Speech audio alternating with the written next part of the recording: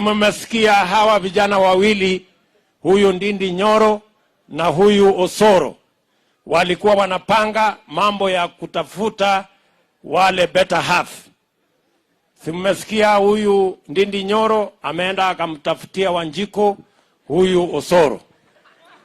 Naye Osoro leo tumeambiwa pia amepata Nyaboke hapa. Na unajua Osoro amemwambia huyu Ndindi Nyoro ya kwamba huyu Nyaboke hataenda kusumbuana na yeye kwa sababu tayari ako na watoto 3. Kwa hivyo kazi yake imepunguzwa. Ataendelea tu kutoka hapo. Na hiyo ni kazi mzuri. Ama namna gani? Tuko pamoja? So tunataka Kenya aina hiyo ya Wakenya wote kuungana, kujumuika, kufanya kazi pamoja. Nyinyi wa Kisii, wa Nyamira, nyinyi ni watu wazuri, lakini sio watu wazuri sana.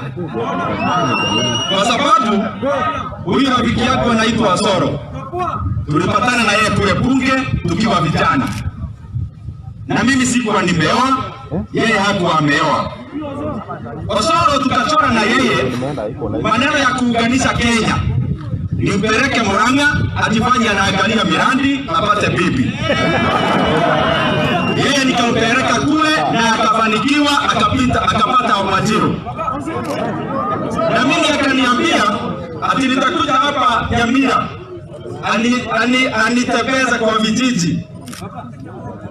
Lakini sasa nyinyi wase wa boda tutasaidiana aje na nyinyi sasa leo? Wewe Osoro, deni yako lazima ulipe.